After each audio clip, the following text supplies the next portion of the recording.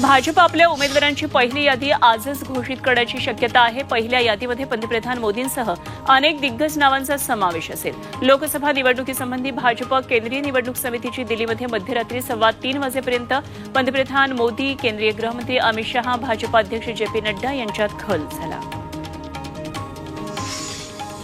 महायुतीमध्ये ज्यांच्याकडे सध्या ज्या जागा आहेत त्या त्यांनाच मिळणार असल्याचं समोर येत आहे। या जागांवर महायुतीमध्ये एकमत झाल्याची माहिती मिळते। तर शरद पवार गट आणि उद्धव ठाकरे गटाचे खासदार ज्या ठिकाणी आहेत त्या जागांची सध्या महायुतीकडून चाचपणी सुरू आहे। महायुतीतला प्रबळ उमेदवार असल्यास पक्षाची अदलाबदल करावी लागली तरी चालेल, यावर विचार सुरू आहे। मवियाचे जागा वाटप अजून ठरलेलं नाहीये। निवडून येण्याची क्षमता हाच आपला फॉर्म्युला असेल असं काँग्रेसचे नेते बाळासाहेब थोरात म्हणाले। सिल्व्हर ओकवर मवियाची बैठक झाली। या बैठकीला काँग्रेसकडून बाळासाहेब थोरात, नाना पटोले, ठाकरे गटाकडून संजय राऊत उपस्थित होते। त्यापूर्वी ट्रायडंटमध्ये मवियासह वंचितच्या नेत्यांची अमृत नोनी आर्थो प्लस, ये एक प्रूवन फॉर्मूला। इसमें मौजूद नोनी फल के गुण और आयुर्वेदिक जड़ी बूटियां शरीर को जरूरी पोषक तत्व देने के साथ साथ हड्डियों और जोड़ों के घिसने, उनमें होने वाले सूजन और दर्द को रोकने में मदद करता है। दर्द मुक्त जीवन के लिए अमृत नोनी ऑर्थो प्लस। चर्चा झाली। आगामी लोकसभा निवडणुकीच्या पार्श्वभूमीवर दिंडोरी लोकसभा मतदारसंघात महाविकास आघाडीनं बैठकांचा धडाका सुरू केला। मंत्री छगन भुजबळ यांच्या येवला लासलगाव विधानसभा मतदारसंघातल्या येवला शासकीय विश्रामगृहात मवियाची बैठक झाली। मवियाचा दिंडोरीतला उमेदवार लवकरच ठरणार आहे।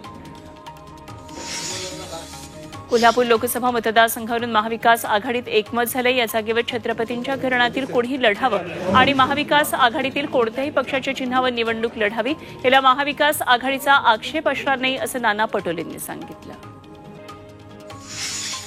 कोकणातल्या जागेवरून महायुतीत चांगलंच धुमशान रंगण्याची चिन्ह आहेत। रत्नागिरी सिंधुदुर्ग लोकसभेची जागा भाजपचीच आहे आणि भाजपच ही जागा लढवणार असं नारायण राणेंनी म्हटलं।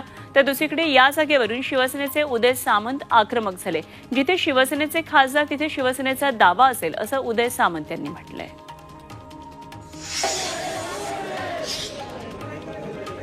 भाजपनं इतर पक्षातील लोकांना घेऊन पंकजा मुंडे यांच्यावर अन्याय केलाय। पंकजांना फक्त पक्ष निरीक्षक पद देऊन बोळवण केली आहे। भाजपला पंकजा यांचा विसर पडणं म्हणजे गोपीनाथ मुंडेंचा अपमान करण्यासारखं आहे, अशी टीका खासदार विनायक राऊतांनी भाजपवर केली। बीड लोकसभा मतदारसंघात उमेदवारी कोणाला द्यायची याची मतं जाणून घेण्यासाठी सुधीर मुनगंटीवार बीडमध्ये आले। प्रीतम मुंडे यांना राज्यसभा आणि पंकजा मुंडे यांना लोकसभा अशी चर्चा कोणी केली ते माहीत नाही। अमित शहा यांनी हे म्हटलं असेल तर एकदा आपण त्यांच्याशी चर्चा करून ठरवून घेऊ असं मुनगंटीवार म्हणाले।